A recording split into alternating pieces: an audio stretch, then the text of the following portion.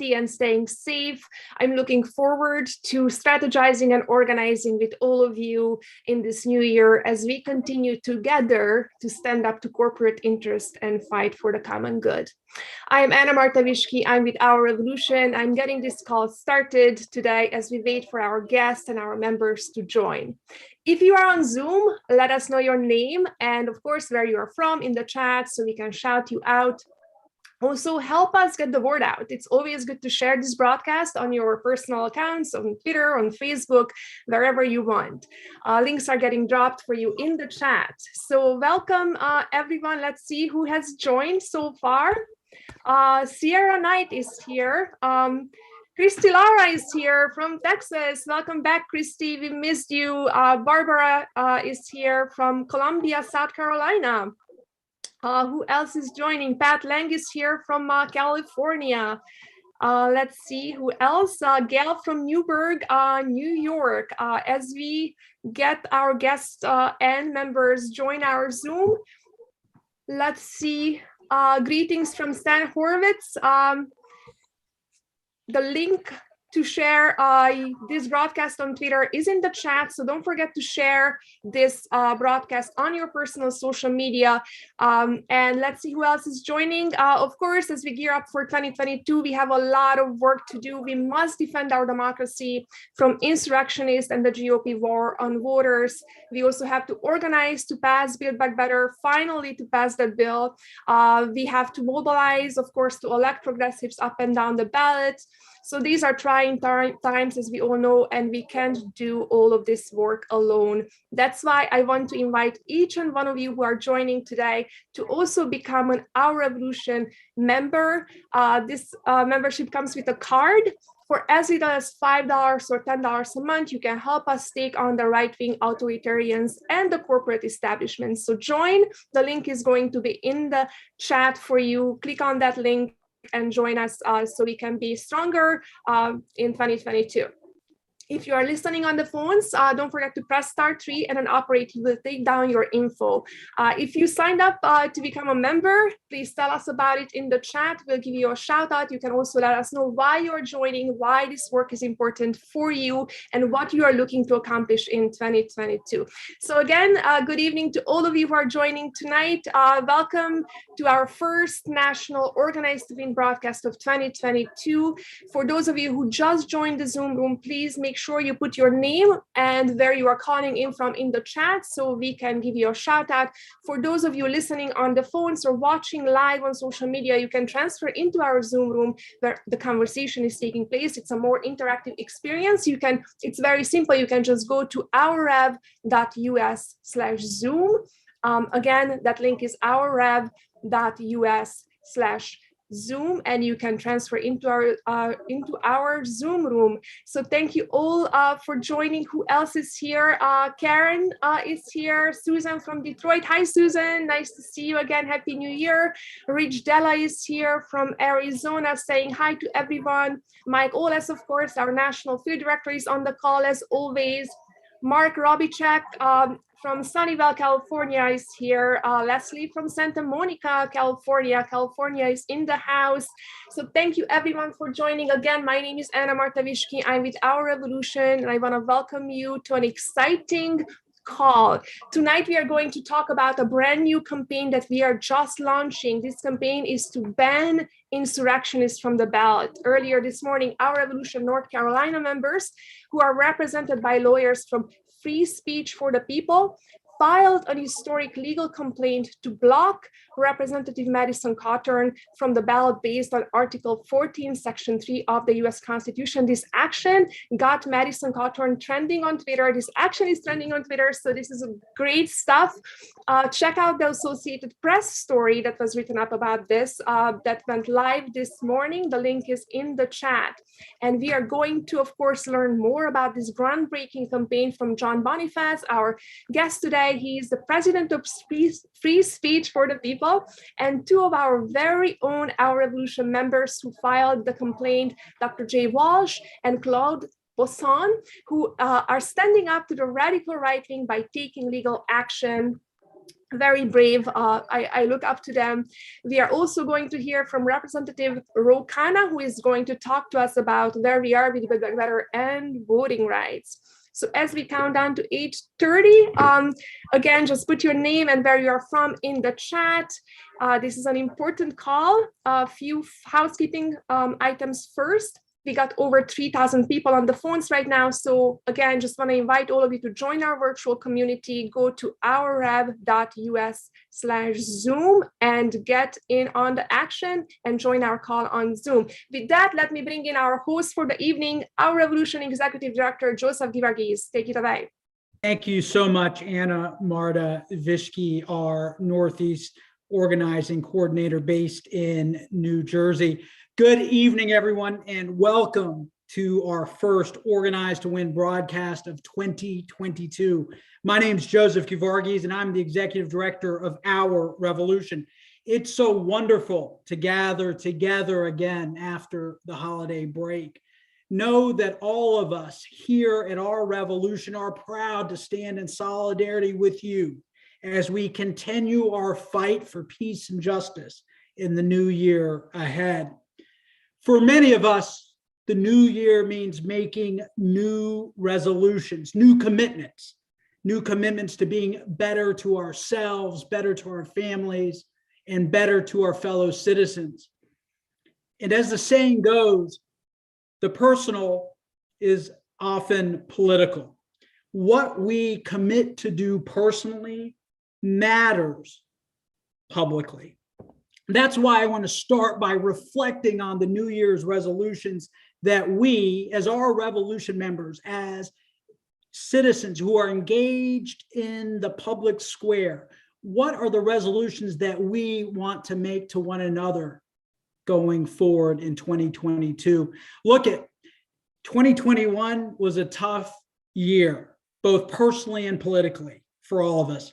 We suffered another year of a global pandemic. We weathered climate disasters. We witnessed an all-out assault on our democracy. If we learned anything from 2021, it's this: what happens in the political arena impacts each of us personally, whether it be the health of our child, the health of our democracy, or even the health of the planet.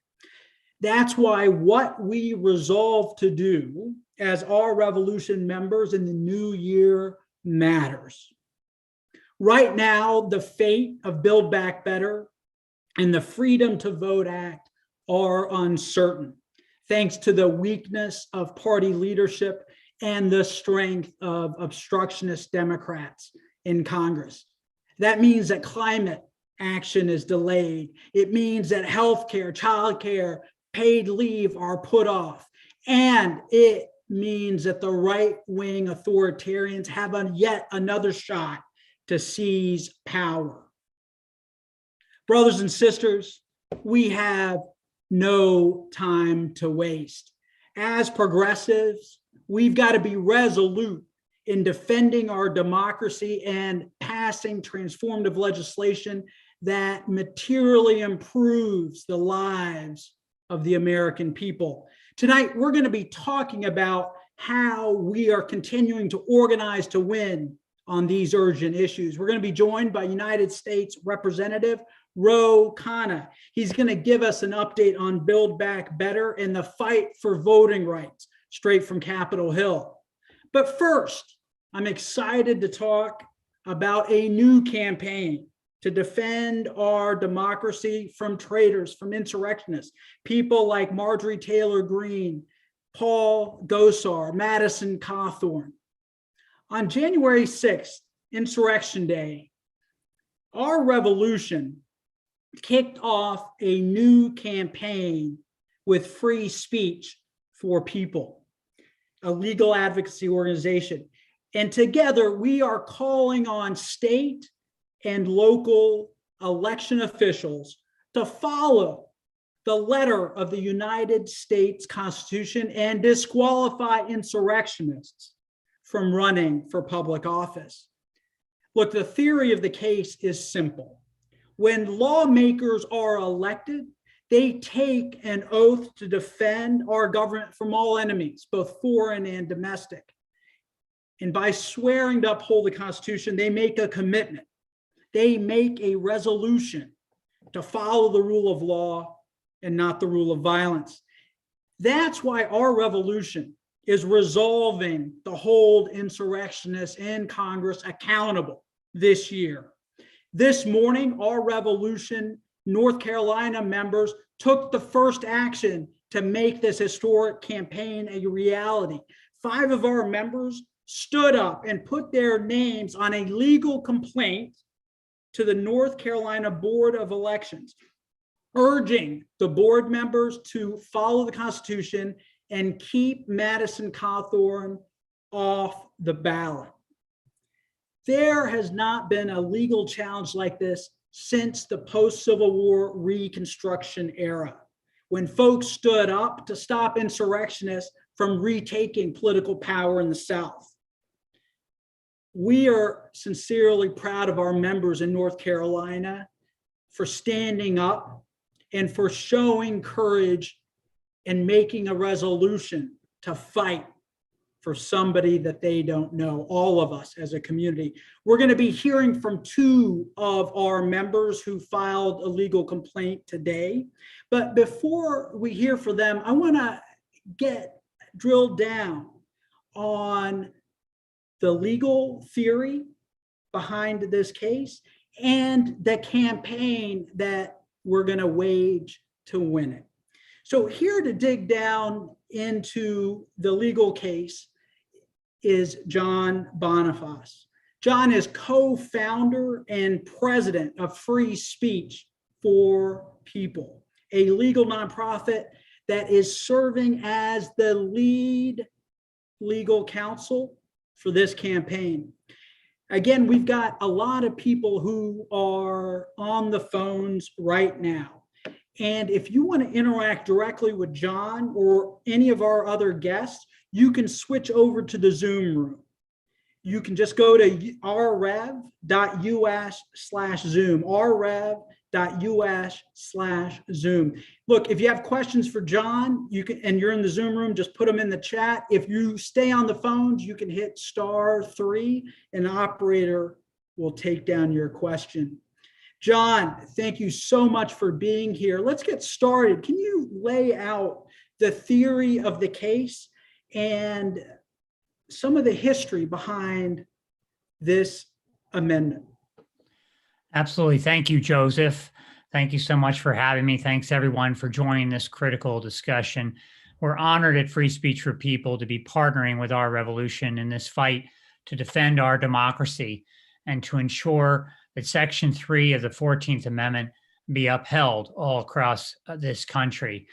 That section is a critical provision of our Constitution. It was designed by the framers of the 14th Amendment after the Civil War to ensure that Confederates who had engaged in our first insurrection in our nation's history would not be able to hold future positions of government power, and in fact would be removed from existing positions of government power. Half of the Tennessee Supreme Court was removed after the enactment of the 14th Amendment in this section, Section 3, as well as Confederates all across the country.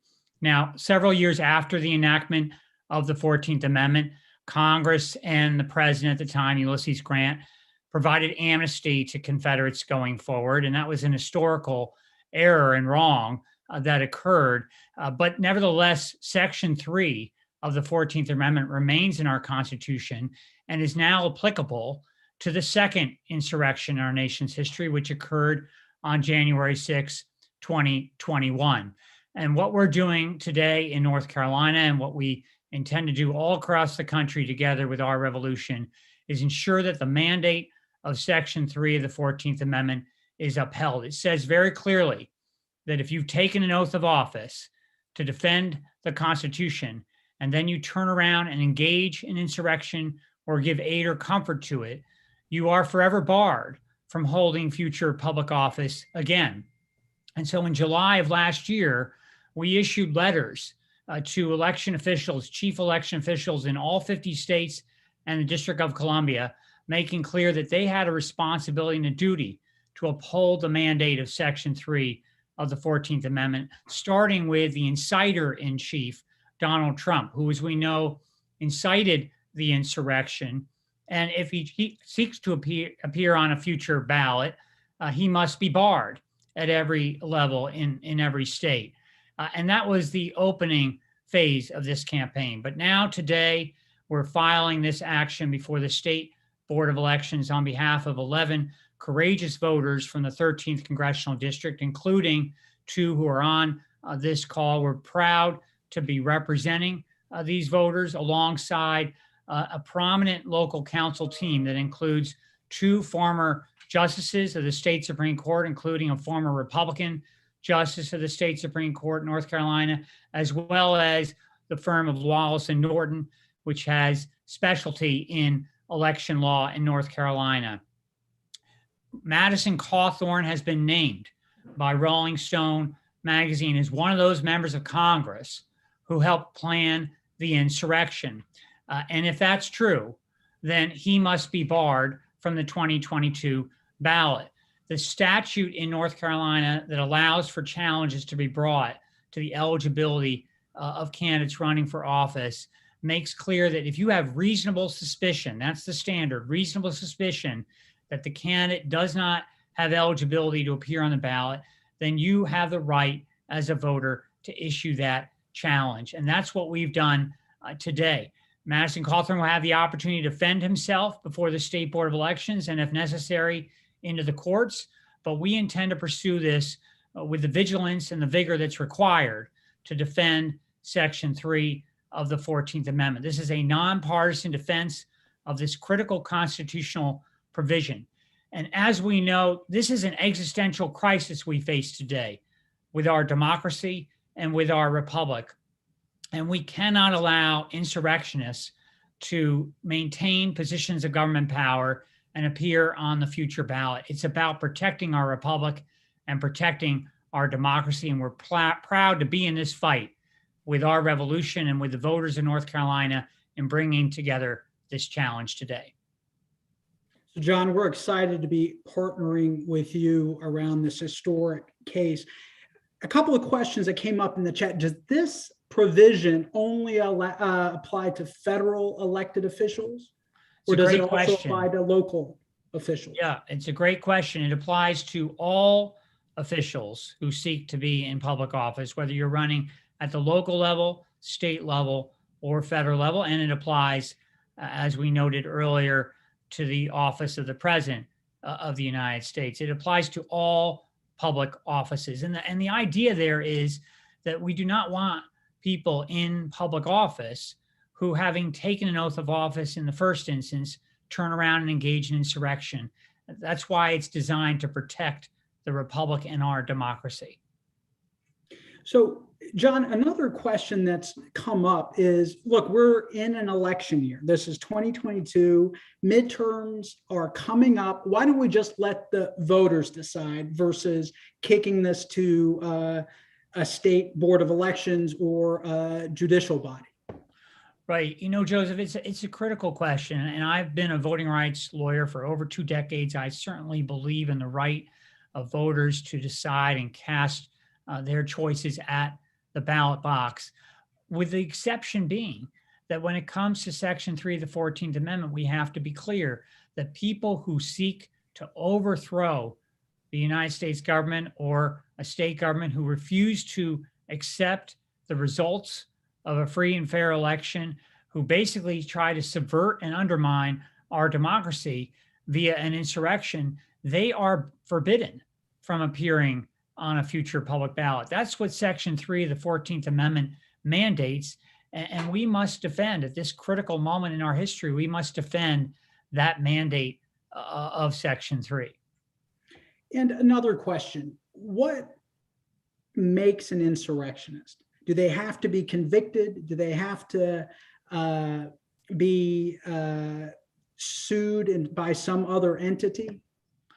No, in fact, to be declared unlawful and disqualified under Section 3 of the 14th Amendment, there's no requirement whatsoever that a court first have to rule, or that a tribunal has to issue some kind of ruling against that candidate. What has to happen is that those in power who decide who appears on the ballot and who does not because of basic constitutional qualifications and state qualifications, they are the ones who have the authority to determine whether or not someone's on the ballot. So for example, the age requirement, as we know, for running for president of the United States is 35 years of age. You have to be at least 35 by the time you would take the oath of office for the presidency. If someone who's younger than 35, say 25 years old, seeks to run for president of the United States, every state election official in the country has the mandate, the requirement to bar that person from the ballot. It's an age qualification that person does not meet. In the same instance here, state election officials have the requirement to follow the mandate of Section 3 of the 14th Amendment, which makes clear that if you've engaged in insurrection after having taken an oath of office, you're barred. Now, there's nothing there that says that a court must first rule and the election official must decide. In this case, the State Board of Elections in North Carolina must decide, but we're really taking this to every state. And we think election officials, regardless of whether one of these challenges is filed, must look at the evidence for people who are appearing on the ballot or seeking to appear on the ballot. And if they participated in this insurrection after having first taken an oath of office, they're barred altogether from appearing on a future ballot. So this is incredible, John. And so what you're saying then is this, you don't necessarily need a lot of lawyers and complainants to move this campaign forward. Is that correct? Absolutely. I mean, we did file this legal challenge. It took lawyers to bring together the filing along with the voters standing up. But this is not required in all instances. It's certainly something we want to initiate here, and we intend to initiate other actions like this. But whoever wants to be involved in this campaign can in your own locality, in your own state, because you have chief election officials in your state who are going to have the power to determine who gets on the ballot and who doesn't based on basic qualification requirements. And if Donald Trump is seeking to be on the ballot in your state, or another insurrectionist is seeking to be on the ballot in your state, having first taken oath of office, you can go to your chief election official and make clear they ought to follow the mandate of Section 3 and not place those people on their state ballots. So, John, thank you. And I want to bring up Alexandra Flores-Quilty. She's the campaign director for Free Speech for the People. And I want to talk to Alexandra a little bit about building off of what you were just talking about, John. We're really not just launching a series of complaints or litigation. We're actually talking about driving a citizen-powered campaign. So, Alexandra, I want to welcome you to our National Organize to Win call. As the campaign director for Free Speech for the People, tell us a little bit about how you see this campaign, what we're calling the 14.3 campaign, playing out. What is our vision and theory of winning? Absolutely.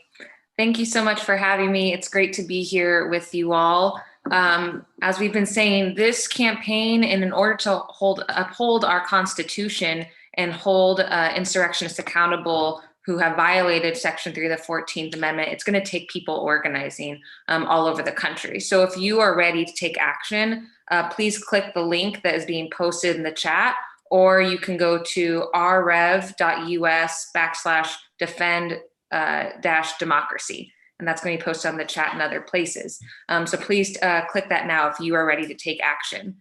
As John said, insurrectionists who violated Section 3 of the 14th Amendment are not allowed to run for office, including Donald Trump and Madison Cawthorn and many others. So if an insurrectionist who has violated Section 3 of the 14th Amendment tries to appear on the ballot, it is the responsibility of our Secretary of State or state chief election official to bar them from the ballot. So every single one of our states has a designated person who is responsible for barring anyone who isn't eligible from appearing on the ballot. Those people, in most states, it's the Secretary of State. Others, it might be a board of election officials. Those people are our targets for our campaign. We can all run statewide campaigns and organizing efforts to put pressure on our chief election officials. We don't necessarily have to, begin a legal candidate challenge. While those efforts are important and great, but every single one of us can and urge our state election officials to bar those who are ineligible to run for office from appearing on the ballot. So if you're ready to take action and urge your chief election official to prevent those who have violated Section 3 of the 14th Amendment, please click that link and sign up, and we can kick off statewide campaigns around the country. It will likely take organized people and statewide organized campaigns to get those chief election officials to take action. And so if you have a particular insurrectionist in your state who is running for office and who has violated Section 3 of the 14th Amendment, you can organize a campaign against them. But even if you don't, in every state, we can call on our chief election officials to bar even Donald Trump from appearing on the ballot who incited the insurrection. And the ways that we do that are, one, identify who you want to challenge, be it a local insurrectionist or Donald Trump. Two, identify who is the chief election official in your state who makes that decision about who gets to appear on the ballot, who has the responsibility to make sure ineligible people do not appear on the ballot. And then you can begin your organizing tactics. This can look like creating petitions, call-in days, social media actions, Twitter storms, and even in-person demonstrations like banner drops and rallies. So if you are ready to take action, click this link that is being posted in the chat, or you can go to rrev.us/defend-democracy. So again, Alexandra, I just want to underscore this because I'm seeing in the chat, well, is there an insurrectionist in the state I live in? Did so-and-so, if they didn't vote for a certification of president, are they an insurrectionist? Can you just clarify again what this campaign is about broadly? Yes. This campaign is about upholding this part of the Constitution, which is saying that if someone has previously taken an oath of office and then engaged in insurrection last year on January 6th, they are ineligible to hold any office in the country. And you can organize around very specific people that are running for Congress or, governor. I think I saw something like that in the chat. But in addition, every single one of us, there's one person who is likely to be running, who has been holding rallies and fundraising and implying that he does plan to run for president, Donald Trump, who incited the insurrection. He's going to want to appear on the ballot in every single one of our states. So every single one of us has an opportunity to uphold the Constitution and put pressure on our chief election officials to bar those who are ineligible.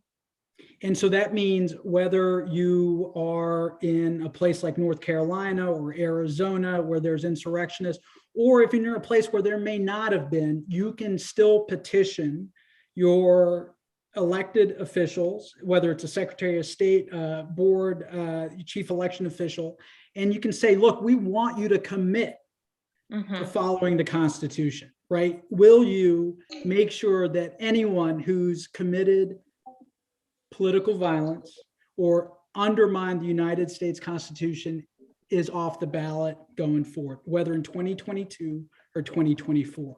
Is that right? Exactly. So that means we brothers and sisters have a shot to make history. What we just did in North Carolina is remarkable, but we don't need, right? We don't need a bunch of fancy lawyers, which we love, right? We don't need, all we need is somebody who can pick up the Constitution, read 14.3, and then call their Secretary of State and set up a meeting, right? We can imagine groups of our revolution activists engaging with boards of elections, with secretaries of state, and saying we demand no insurrectionists on the ballot. It's right here. That is what's incredible. So again, I want to invite everyone to become part of this campaign. This is an incredible opportunity for us to resolve as citizens in the public arena that we are going to fight to defend our democracy in 2022 and beyond. This is unique. And look, I went to law school, and one of my constitutional law professors, the one thing that I learned from him is this. He said, the law is made not by judges, but it's made by citizen activists in the streets. His name is David Cole. He wrote a book called Engines of Liberty. The engines of liberty in American democracy are we, the people. We have the power to make sure that 14.3 sticks. We can do that if we organize. We do not have to give our power away to unelected officials. We can do this. I think it's pretty amazing. So John, Alexandra, tell me a little bit about the next steps in terms of the legal strategy and how you see the campaign rolling out, especially as midterms heat up. Yes. Well, I definitely want to share that, but I do want to add one other key point that you've been making to what you've been making, Joseph, which is, we've been talking about this as a form of holding insurrectionists accountable.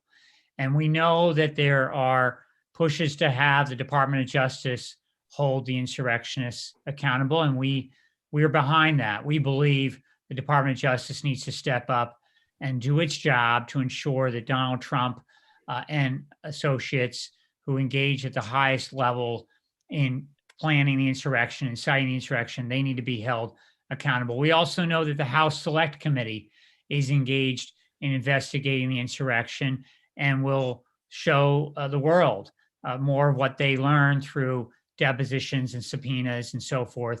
And there will be a report that comes out of the House Select Committee and maybe even criminal referrals to the Justice Department. But we do not need to wait on the House Select Committee to issue a report or the Justice Department to issue any indictments before we, the people, act and press our election officials to follow the mandate of Section 3 of the 14th Amendment. Section 3 of the 14th Amendment gives us our own avenue to make clear that insurrectionists have no place on the ballot.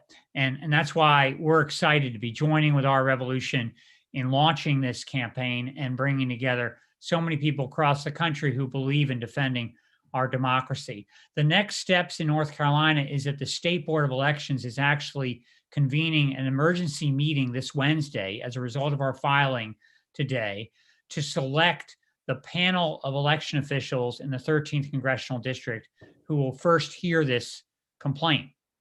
And after that hearing, it will go to a State Board of Elections panel in Raleigh, North Carolina, and then possibly into the courts. In the process of all this, we have the right under North Carolina law to place Madison Cawthorn under oath, to ask him questions about his role in planning the insurrection. We intend to do that. We have the right to gather further evidence, and we will be doing all that. But there are many other steps for people to take beyond, as you have highlighted, this legal action. And that involves, in wherever you may be, helping to press election officials to do the right thing, to defend our democracy and to follow the mandate of Section 3 of the 14th Amendment. And I know there are some people, out there who might be hearing this who think, well, what election official is going to have the courage to do this? Well, they're going to have the courage to do this when they hear that they're being pressed by their constituents, by the voters in their state, to defend our republic. This is not a partisan matter. This is a nonpartisan matter to follow the mandate of the Constitution. And that's what they're there for. They're there to ensure that elections are free and fair in their state and that the qualifications are being followed for appearing on the ballot. And that's what we're asking them to do. And Alexandra, do you have anything you want to add to the next steps for people across the country to take on this? Yes, just sign that form. We are going to be convening people who are energized and ready to take leadership. Every single one of us can play an important role in this really important time in our democracy. So please sign the form, and whatever you're able to contribute for your time and capacity to help take leadership in this crucial moment can make a really big difference. That's right. So John, Alexandra, thank you both. We are excited to be working in partnership to drive this historic campaign forward. Our members, whether they're in Maryland or Pennsylvania or North Carolina, I can see them getting excited and getting lit up in the chat. And so we're going to be looking forward to working with you to bring this thing home and putting the insurrectionists on the defensive. And it's really exciting. So for all of you who are listening, if you're wondering what you can do, obviously there's going to be a lot, and you can work with your organizer, whether it's Mike Olis or Anna Marta or Hal, to plug into this fight. But right now, I want to hold up two people who helped kick off this campaign. Two our revolution members in North Carolina who said enough is enough, that they were going to stand up and put their name on a legal complaint and speak publicly against an insurrectionist who is seeking to hold office. The first person I want to bring up is Claude Boissan. Claude, tell us a little bit, brother, about why you decided to stand up in 2022 and say enough is enough. The reason I decided to join this effort is because the minute I was sitting there watching what was going on TV on January 6th, it brought back memories of Papa Doc Duvalier. He took power in 1957 and declared himself president for life. And that's what he did. And he ruled with an iron fist, people disappearing left and right. And it was not pretty. It was very, very ugly. And Claude, so as an immigrant from Haiti, you saw what authoritarians can do. That being said, there was incredible repression and pushback in Haiti. Were you concerned, right? You live in a district that is red, that is Republican. Were you afraid? Are you afraid that some of these folks may target you, whether it's on social media or knocking on your door? How did you find the courage to stand up? Well, when enough is enough, you got to remember that change always starts from the bottom anyway. So people that truly believe in something should stand up for it. And yes, there's got to be fear, but you need to overcome your fear and go for it. That is a call to action to everyone who's listening on the phones or here in the Zoom room. You got to overcome your fear. And the truth is, yes, change does come from the bottom up. It comes from people taking steps, small steps, that in the course of time can be transformative, making small commitments, whether it's to sit down on a bus, right? To do something that is transformative. And that's what Claude's doing. I want to bring up one of the other plaintiffs who signed up today, Dr. J Walsh. He's also a member of Our Revolution, North Carolina. Dr. Walsh, tell us why you decided to put your name and be one of the lead plaintiffs in this action. When I signed to join the Navy years ago, I swore an oath to support and defend the Constitution of the United States. When I watched the proceedings on January 6th, particularly seeing Representative Cawthorn egging the crowd on in the fomenting of the insurrection, I had no choice. This is the right thing to do for this nation. We need to support and defend the Constitution. And so let me ask you this. did you feel fear or any hesitation to stand up in this matter? It would be unnatural not to feel fear, but I have a greater fear for the loss of our constitutional form of government.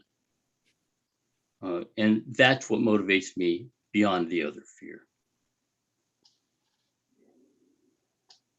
Dr. Walsh, thank you very much. And let me ask both Claude and Dr. Walsh, what is the message you want to send to your fellow Our Revolution members around the country who are listening right now?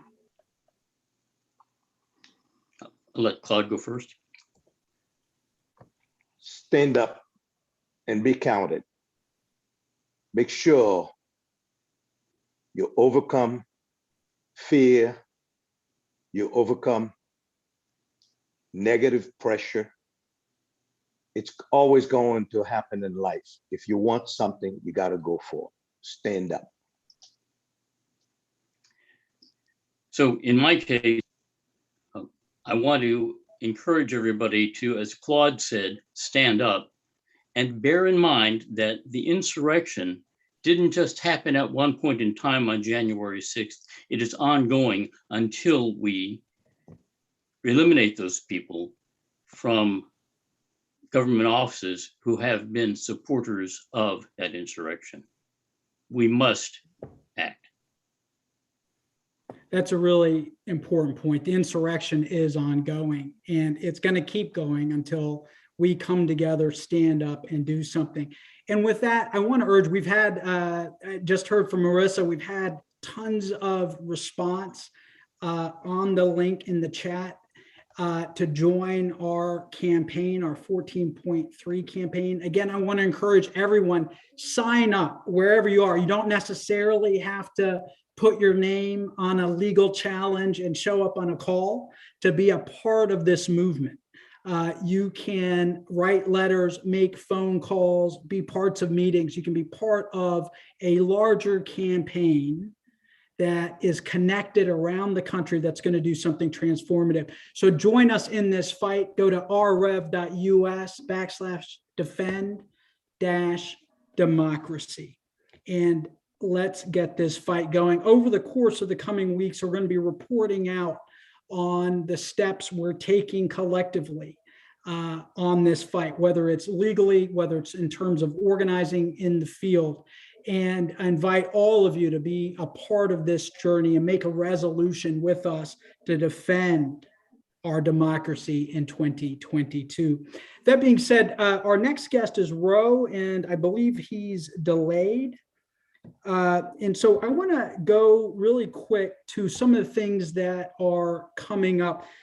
But before that, I want to encourage all of you who are listening to support our work, to become a member of our revolution, whether it's given $5, given $10 a month, whatever you can afford, it matters, because all of us, right, can give a contribution and help propel this movement forward. We are not financed by big corporations, right? We're financed by people power, by members like you who give financially or take action like Claude, like Dr. Walsh have done. Take action to be active citizens in the public sphere. So with that, and I see Representative Ro Khanna has joined us. Welcome, Ro. Thank you. Good to see you, brother. So we were just talking about the new lawsuit that our revolution members in North Carolina filed with the Board of Elections, challenging the seating of Madison Cawthorn. Would be interested to hear a little bit about what's happening with insurrectionists in Congress, what the J6 panel is doing, what members of Congress have been doing. And then we want to talk, Ro, about Build Back Better and the fight for voting rights, two important things that our members have been fighting for. And it seems like we've got a small window to bring these two items home. Can you give us Joseph, Thank you. First of all, thank you to all of the folks on Our Revolution who have been out on the front lines fighting for democracy, for voting rights, for Build Back Better, for the work that the committee is doing to really hold the insurrectionists accountable. Let me talk about all three. The voting rights is an absolute must. It's a necessity. I mean, let's just be clear on what's going on. There are systematic efforts to say that in Black precincts, there should be less ballot boxes, less places to return your ballot. There's systematic efforts to kick off voters from the voting rolls, knowing those will predominantly be Black and brown voters. There are efforts for state legislatures that are controlled by Republicans to say that if you are a local election official, particularly in Black and brown communities, you can be replaced if the Republican state legislature does not like the results. These tactics are despicable. They are scary, and we are having a fight that we had in the 1960s for the voting rights of this country. It is a moral issue. It is the highest priority for anyone serving in Congress and the Senate. We ought to vote on it every day. Put that for a vote and let people explain if they're going to vote no, if they're not going to say that there should be a carve out to the filibuster, let them vote no again and again and again and have to explain their vote to the American public. Then let's talk about Build Back Better. Look, I've been very clear. I'm willing to get something done. I'm willing to have a compromise, but I agree with Senator Sanders, who had a great interview in The Guardian today. And he said we need a working class agenda and we ought to vote on the working class agenda. And so people say, what is the narrative of the Democratic Party? How are we getting the message through? I'll tell you what will get the message through. Let's have minimum wage week for 1 week and then vote at the end, House and Senate, on the $15 minimum wage, and let's know where everyone stands. Then let's have expand Medicare week, and let's vote on dental, vision, and hearing and see where everyone stands. Then let's vote on lowering prescription drugs and have Medicare negotiate week. And let's have every single person vote on that.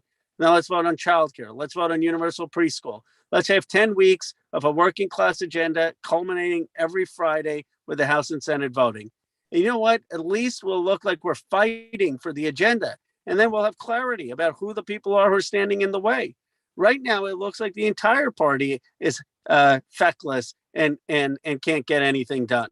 If we have the votes, then we will know that we're fighting for it and people will understand. They'll understand, okay, where do we have to pick up seats so we can actually get this done? And we'll be able to differentiate with the Republican Party.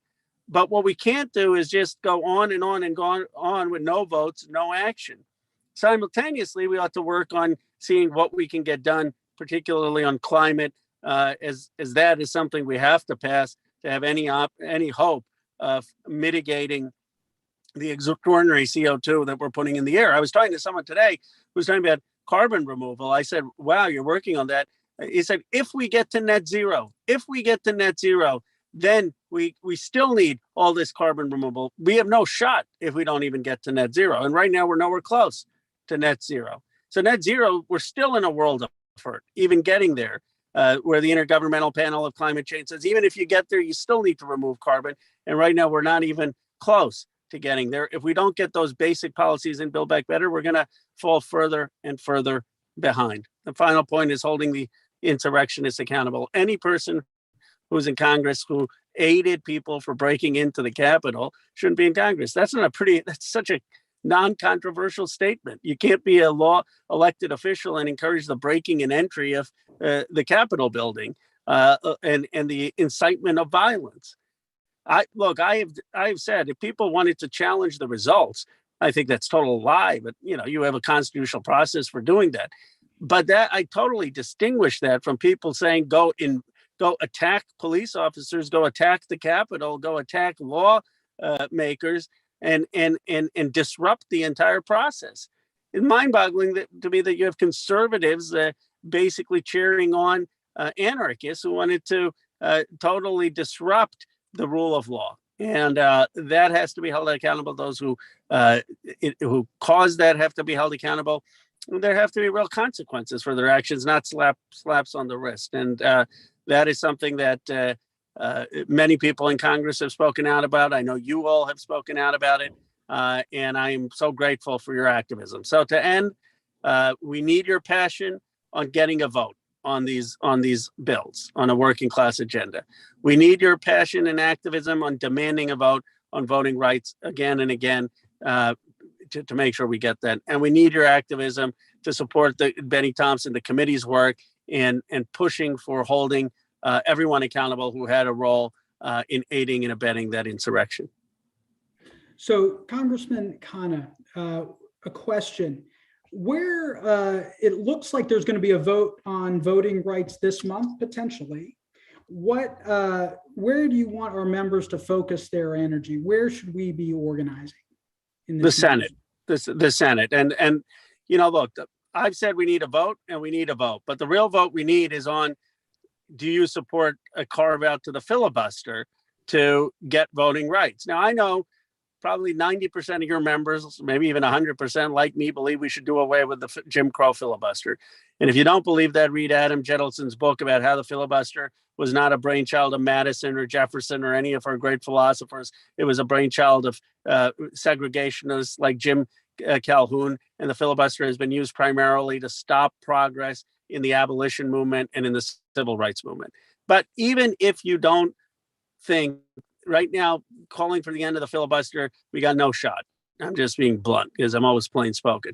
But we have a small window, some shot of saying that the filibuster exception has been used 160 times, including to confirm Kavanaugh, Gorsuch, and Barrett. And if we can use the filibuster exception to put people on the Supreme Court, we sure as hell can use the filibuster exception to make sure that every American, regardless of color, gets an equal vote in this country. That's the basic premise. I never thought at the age of 45 in Congress, I'd have to fight for equal voting rights. I thought that was long settled back in the 1960s. I thought that's why John Lewis spilled blood. I know that's why Dr. King marched. I thought that's why Malcolm X had his movement on civil rights. I thought these were settled questions. I can't believe that this is the top issue for me in 2022 as a member of Congress. It is an embarrassment for us that we have to fight this, but we do. And what we have to demand is when it comes to voting rights, there has to be an exception to the filibuster. That's right. And I just want to again underscore what the congressman's saying. Our strategy here has got to get a carve out on this undemocratic rule that the filibuster requires a supermajority in the United States Senate to get anything done. That's what's holding us back on voting rights. Let's talk about Build Back Better. What are the things that we need to make sure get over the finish line? And I know everything in there is important, but there's a negotiation happening. Where should we focus in terms of the issues, Congressman? Well, a couple of things. One, I think we have to focus on the president taking executive action. There's no reason he can't forgive student debt. We've called for doing that for $50,000. He can at least do $10,000. Here's what it's simple logic. If you have the power, as the president acknowledges, to stop, if you have the power that the president acknowledges to stop the student debt payments, you have the power then to stop them permanently. I mean, so he has the power. This is a matter of whether he does it or not. I mean, you can't say, okay, I have the power to temporarily suspend it, but not to permanently suspend it. Just logically inconsistent. Let's get the student debt relief. Let's have the president with a federal financing bank. This may sound esoteric, but it's really important. He has the power to set up factories across this country. Let's have factories producing tests. I mean, it's embarrassing. 2 years into the pandemic, we can't produce enough tests for the country. Let's have the factory producing semiconductor chips. That'll be de-inflationary. You want to talk about inflation? How about we have the semiconductor chips that are a constraint on the supply chain? The federal financing bank could do that tomorrow. Let's have a production with the Defense Production Act so everyone has access to the Pfizer pill so we don't have people dying of COVID. This is all the president can do this tomorrow. Bold action to build American manufacturing, to solve supply chain, to mobilize resources on the pandemic. And then on Build Back Better, for me, it's all about the climate as priority one. I mean, we've got to make sure that those climate provisions are in there on massive investments in renewable batteries, on a methane fee. We've got to continue to work as we have with Greenpeace and others to get rid of the fossil fuel subsidies and to get rid of the tax credits currently that helps oil enhancement. You can have CCS capture carbon and then use it for enhanced oil recovery, actually producing more carbon into the atmosphere. And that is getting this tax credit that was designed for carbon removal. We can disagree on whether it's something worth carbon removal or not, but at least have the tax credit for what it was intended, which is to have negative carbon, not positive carbon. Those are things all we should be fighting for in Build Back Better. And then, we need to make sure that the child tax credit is extended, whether we do that through Build Back Better or through an independent bill, but that has to be there. And I think the universal preschool is transformative, and we can get 51 votes on that. So those are a few things off the top of my head.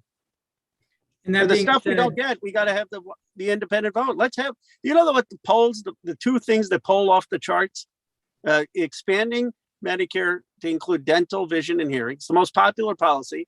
And then having Medicare negotiate to lower prescription drug costs.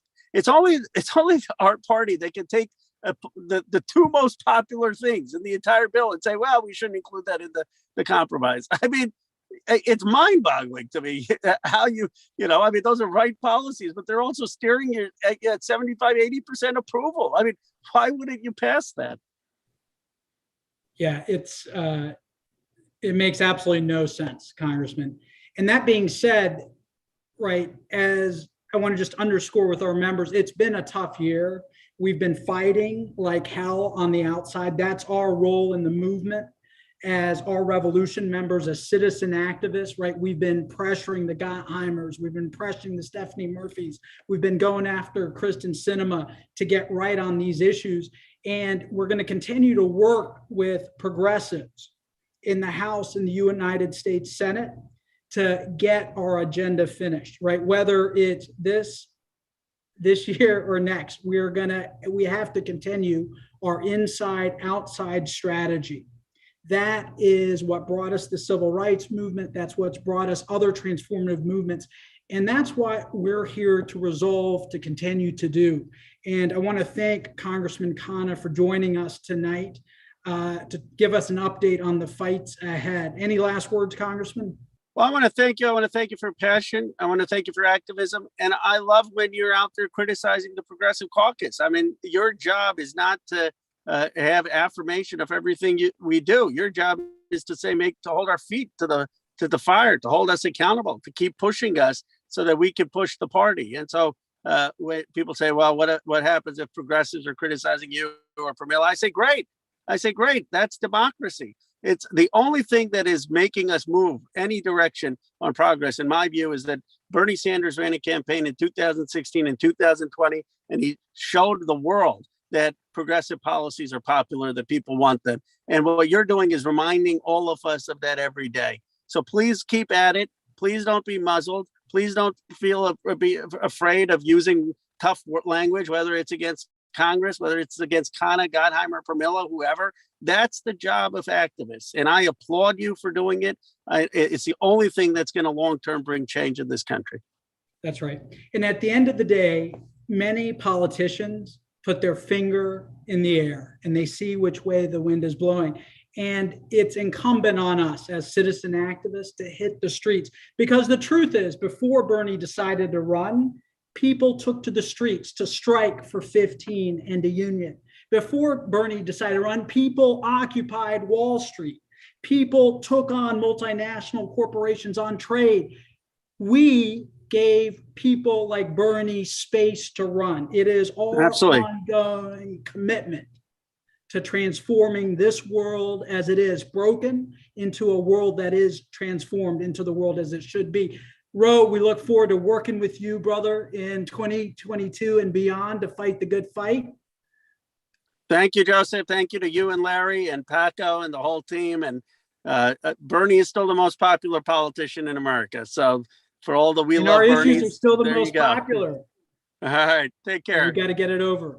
So with that, I want to round out tonight's call. There's a lot of exciting stuff happening all around the country. Again, I want to encourage all of you to get involved in our 14.3 campaign. That link's going to be in the chat. But in addition to all of the electoral organizing, all of the accountability that we're going to be doing. We've also got exciting organizing happening around the country. I want to just highlight a few events that are happening this week. If you're in New York, you can participate in our revolution, the New York Progressive Action Network's 2022 Gubernatorial Forum. Link is in the chat. If you are in Texas, if you're in Texas, you can sign up to Phone Bank. We made our first endorsement for Austin City Council, Chito Vela, who's running to as a bold progressive. And we are going to do everything it takes to get him over the finish line. He has a special election that's coming up at the end of January. And we want to make sure that we resolve to win his race and set the tone going forward. If you are in California and you're in Santa Cruz and you want to get involved in the fight for CalCare, universal single payer, if you want to learn more, you can go to Bernie, our Revolution Santa Cruz for Bernie meeting and sign up. And if you're in New Jersey, you want to fight the unconstitutional, the undemocratic county ballot line that rigs the ballot against progressives in favor of establishment Democrats, you can get involved in our revolution, New Jersey. You heard from Anna Marta at the top of the call. And finally, last but not least, I want to again ask all of you to get involved in our campaign to defend democracy, the 14.3 campaign. And I want to encourage all of you to become a member of our revolution. We have but limited time. We have limited treasure. And if we are going to change this world, it takes all of us doing a little bit to make something transformative happen. Brothers and sisters, it was wonderful to be with all of you tonight. We look forward to following up. We will be off next week because it's Martin Luther King Day, but we will be back on January 24th, the United States Representative Pramila Jayapal, and we're going to be making some of our first congressional endorsements of 2022. So look forward to seeing you all back on the 24th. And last but not least, unmute your phones and say it with me, brothers and sisters. When we organize, we win. When we organize, we win. When we organize, we win. Let's resolve to make 2022 the best year ever. Thanks and good night.